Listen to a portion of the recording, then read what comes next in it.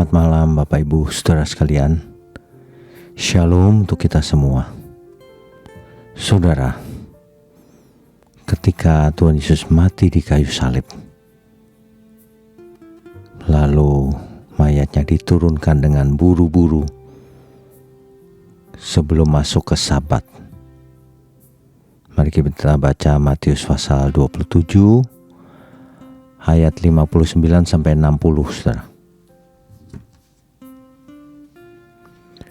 Dan Yusuf pun mengambil mayat itu,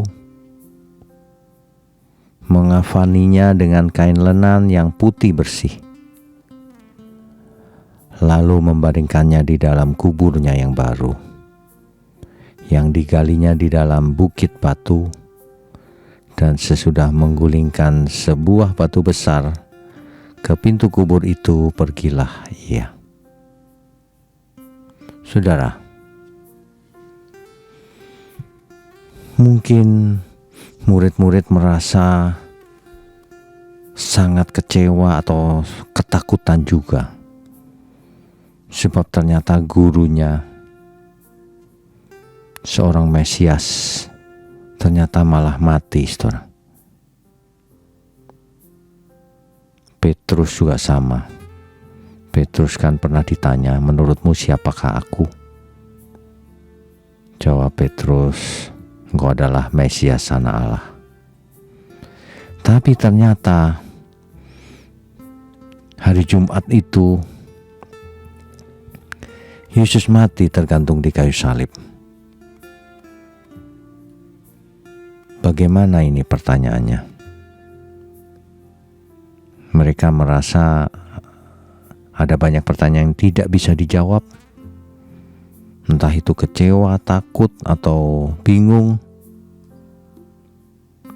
Tetapi itulah yang terjadi. Bahwa Tuhan Yesus sebagai manusia mengalami kematian, saudara. Seolah-olah kalah. Tetapi ingat, justru inilah yang dinubuatkan sejak kitab Kejadian pasal 3 ayat 15. Inilah yang kabar baik itu, bahwa keturunan si perempuan itu akan meremukkan kepala si iblis. Banyak pihak tidak menyangka bahwa dengan kematian itulah sebenarnya kemenangan sejati. Mengapa demikian? Karena kalau kita lanjutkan kisahnya, kita tahu bahwa Tuhan Yesus bangkit. Nah, bagaimana dengan kita sekarang?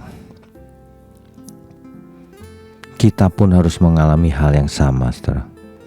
Memikul salib setiap hari, bukan secara harafiah, tapi beban yang diberikan Tuhan kepada kita, resiko yang harus kita tanggung menjadi orang beriman, dan semua hal yang harus kita kerjakan. Itulah salib.